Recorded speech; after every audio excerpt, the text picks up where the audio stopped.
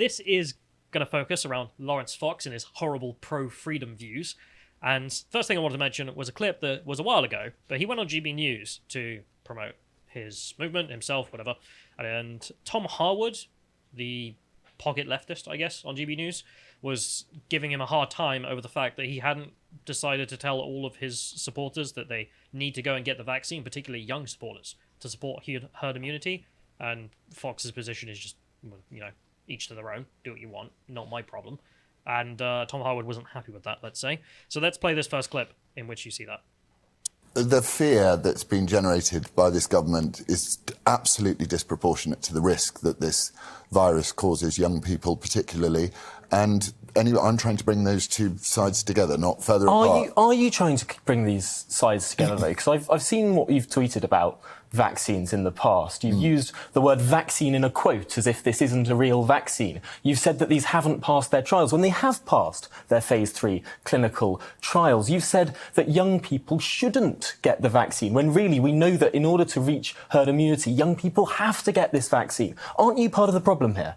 Should I get a Tom Harwood tweet approval passport as well? Would that help? I think everyone should, really. That would really help. I feel for you as a person, because as a young man, you're very disproportionately worried about this thing that's not going to do you any harm. So, and also you constantly yourself tweet the endlessly follow the government line. And, journalism is about exploring I've been deeply ideas. critical of this government. I think they were slow to introduce masks. I think that they have slowed down on the vaccine rollout. I think there have been many, many missteps that this government have taken, and they've been weak on the borders. So I have not been at all recalcitrant in my criticism of the government. But I do think that there is a real, genuine problem when people with large followings tweet out to many, many people that they shouldn't take this vaccine, when we know the hell that this country has been through for the last year and a half. The way out of this is the vaccine. And potentially it would be a good thing if you were to tell your legions of followers to actually get the jab.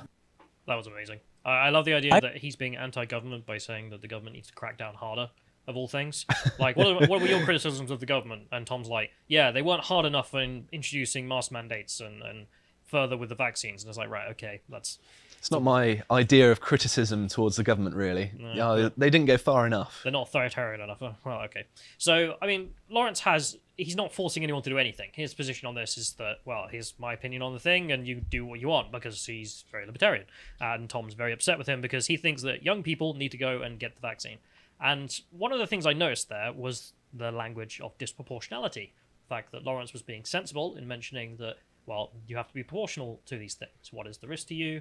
Is that a reason to mandate these things, and so on and so forth, if the risk is high enough? The language you would get from a sensible debate, and, if you were talking about the statistics kind of thing, and ignoring the morality for a second, which is another debate we'll get back into in a second. But let's just look at the statistics for a minute. So this is the government's own website on the amount of people who have taken the vaccine. If we can scroll down to the bottom here, there's a list by age, so you can see the different age groups of who's taken the vaccine. So I think it's the one after this, so you can keep going. Keep going. It's like a bunch of bar graphs along the lines. It's right at the bottom.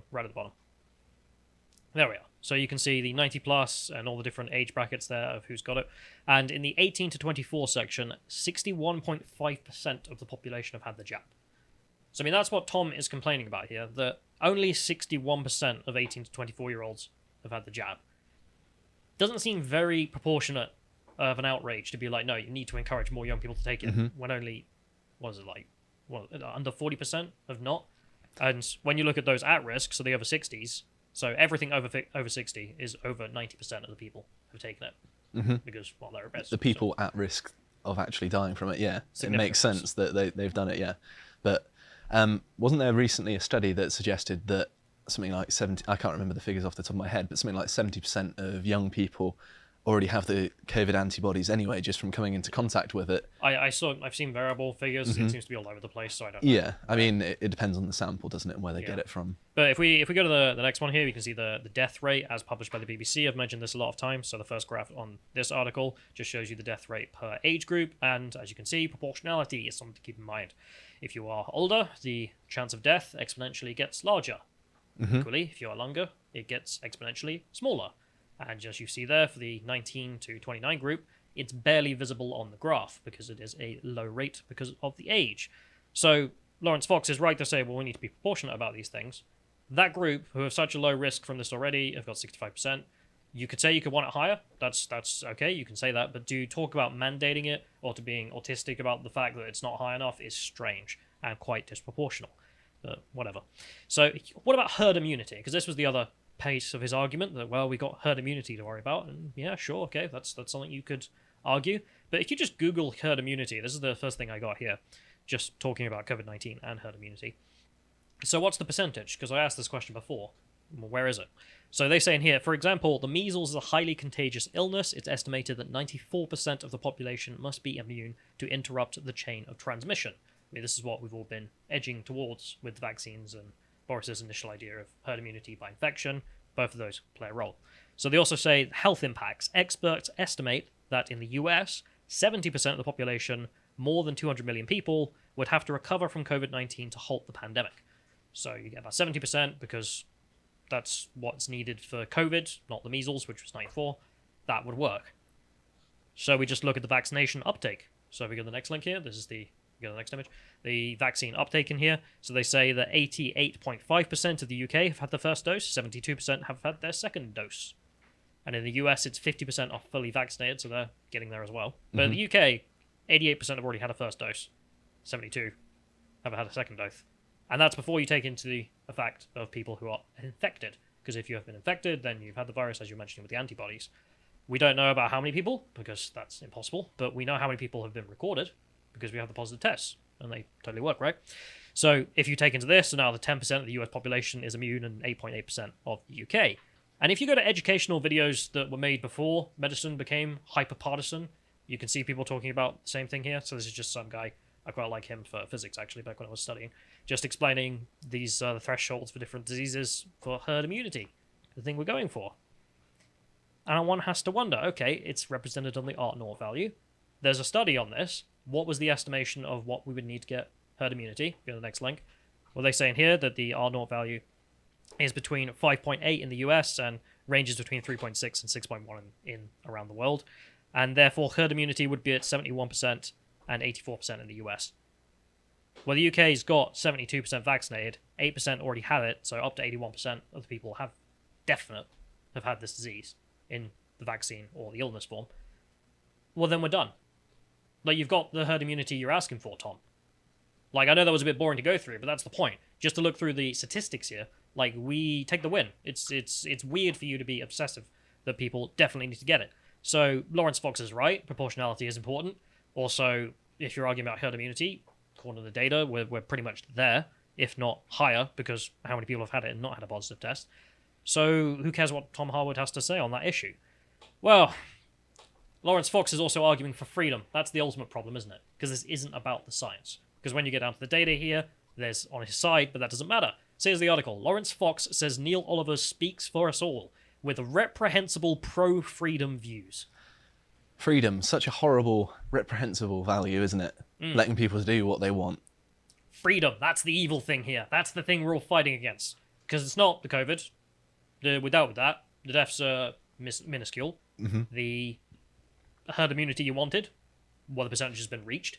It's about the freedom views, isn't it? Did you catch that they misquoted Neil Oliver here as well? So in the kind of article byline there, if my freedom means you might catch COVID from me, then so be it. He actually says the complete opposite. He says if your freedom means I might catch COVID, then so be it. That's exactly what he says. The freedom is fine. Like, that's the if you want that, you have to take the risk on board with it. But he's not saying I'm willing to risk you getting ill for my freedom. He's saying it the other way around, in that I'm willing to get ill for your freedom. To be fair to them, it does go both ways. So, but both sides get freedom, and that's the desirable goal. If you're not a goddamn socialist, they're trying to get the most uncharitable interpretation of it, right? So they write in here about these disgusting pro-freedom views of appearing on GB News. The former BBC presenter claimed that he would, quote, cheerfully risk catching the deadly disease for the sake of personal freedom. Personal. Because that's how the law works. It only applies to him if we were to give more freedoms to the citizens. Only him specifically, no one else. It's not for that. It's for the entirety of society, idiots. He then went on to compare those who refused to comply with the current guidance to those who fought in the Battle of Britain, saying, quote, it was a minority of people outgunned and shouted down by fellow citizens who felt deals might be struck with tyrants, who stood up against fascism during the Second World War. I don't know why that comparison's improper. The ex-Coast presenter, who has a weekly show on the controversial channel, Controversial. GB News Controversial, why it's not leftist. That's it. They've had no controversies other than the sound, and that's technical fixed, issues so. are the controversies, really, isn't it? And if that's it, well, okay, that's done now. So, for me, without freedom, there is no point in anything. So, take away all the numbers, all the statistics, all the models, all the predictions. For me, it boils down to something simple. So there's the argument. You've got all the statistical stuff, which I tried to show you. Not some expert on Edison, but I can look at what is available, and seems to show that the evidence is on the side of Mr. Fox and his point of view. And, then there's just the moral argument of, no, we should be free. And I'm going to play the second clip of him making that argument, because it's very well done. I declare that I am a free man. I was born 54 years ago into a part of the world, just a relatively small part of the world, where I was taught that my freedom had been won for me by men and women who had fought and died to make it so. I was born just 22 years after World War II, into a world still full of those men and women who had fought for my freedom and lived to tell the tale. If your freedom means I might catch COVID from you, then so be it. If my freedom means you might catch COVID from me, then so be it. That's honestly how I see it. For the sake of freedom, yours and mine together, I will cheerfully risk catching COVID. That is a chance, one among many that I am prepared to take, and happily. Life is not safe. Freedom is not safe. That's the reprehensible view. That life isn't safe. We will take risks. The risks here are low. Therefore, we should both be free to engage in life. I mean, I've seen the full video, and I couldn't agree more with everything he says, to be honest. Like, none of it should be controversial, but apparently it is for some reason. I didn't have time for the full video, but if we can go back to show people, go and check that out if you do want to see the full speech, because I am enjoying his little, straight videos there, so good for him. But let's go on to the next one here, because it reminded me actually of an article when everyone joined UKIP. There was an article published in the Mirror, Meet the New Face of UKIP, the free speech extremists who could make UKIP dangerous again. Free speech extremists. Reprehensible freedom views. I mean, this is the thing. This is the language they use. They utterly hate you for being pro-freedom. It is not about COVID. It's not about hate speech or hate or any of this crap. That is just a front for their ideology. Anyway, so I suppose you should be scared a little bit of posting pro-freedom views online, because as Sky News has found out, no one's immune. Remember, if they can go after Trump, they can go after anyone. And it's not just small creators either. Sky News Australia banned from YouTube for 7 days over COVID misinformation. Sky News Australia. They're like the best corporate press going. But that's the thing. They're owned by News Corp that owns Fox News. I mean, this is not some small beans organization, some channel or some individual they can go after. Like, this is part of the woodwork, let's say, of the system. In the sense that it's from the non-socialist perspective, at least. So I will give them props for that. Sky News Australia to do a great job at giving the other side. But that's the thing. They're not afraid to go after anyone. And what's the COVID misinformation? Well, YouTube nor Sky News Australia say, because no one on Sky News Australia knows, and no one at YouTube is willing to tell them. So not only do they have guidelines that they're willing to enforce pretty liberally, they also don't tell you what you've done wrong as well. YouTube even after the fact. If you want to improve for next time, you're destined to fail again because you don't know what you did wrong in the first place. This is one of the huge problems of the response from social media. They never tell you what you've done wrong and how to not do that. They would argue that it's so they don't help terrorist groups or criminal groups try and get around the guidance, which is, okay, there's some validity there. Ryan Hartwig interview, people want to know about that. But in this case, it's obviously nothing to do with terrorism and whatnot. Sky News Australia certainly aren't up to no good in that sense. Yeah. But interestingly, mentioned in here, the strike was revealed on the same day as Sky News Australia launched a free-to-air channel, Sky News Regional, across regional Australia. So, the same day that they decided to expand, can take down your YouTube account. It's convenient, competition, isn't it? Yeah, so what did the political class in Australia think of all this? Well, they're just responding with glee, because why not? So let's go to the next one here. This is a Green Party senator who's ecstatic about censorship, because of course she is.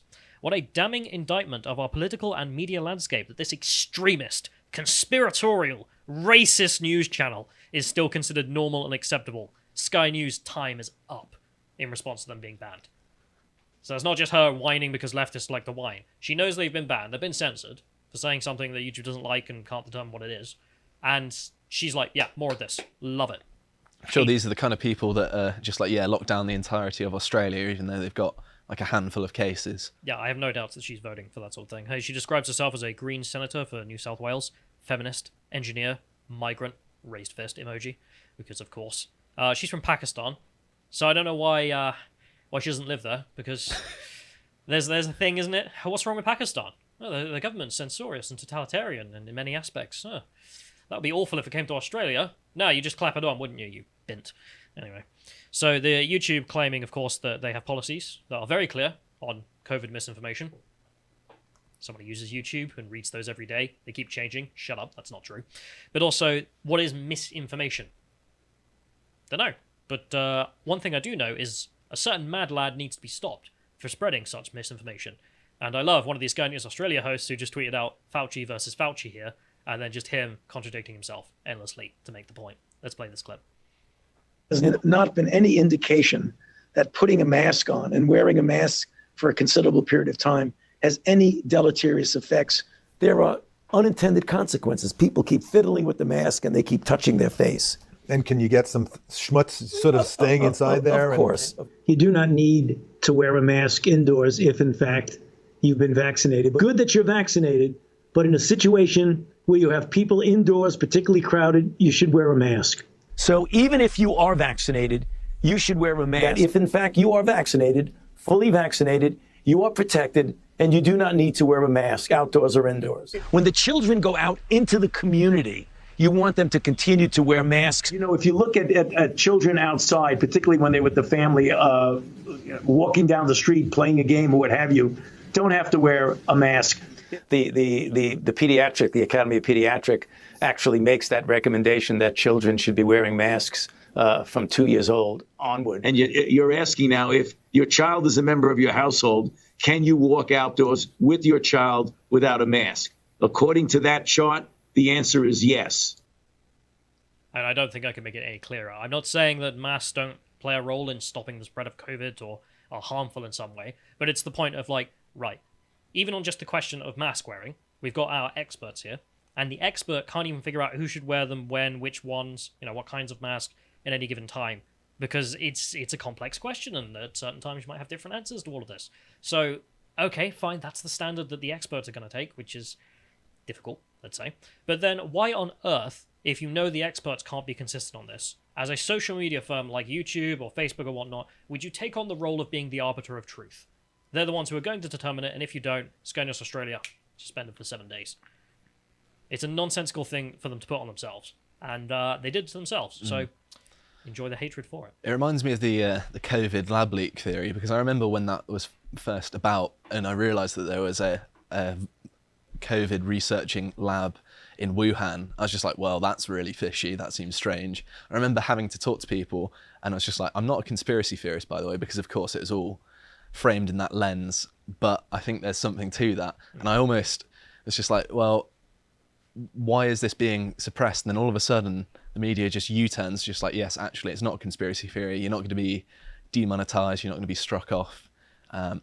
This is actually now mainstream news, and something that mainstream outlets are now saying is likely as well. Yeah, which I mean, is that's the point I'm trying to get huge, at. Even yeah. on just the topic of masks, million problems for you to determine what truth is. But then to extend it to the Wuhan something lab even theory, more where did it come complicated, from? yeah. All the rest of it. Don't do this. Why would you take on the job of being like, I know what the truth is and I'm going to determine it for billions of people? Remember, like, what is it, 2 billion, 3 billion people use YouTube every day?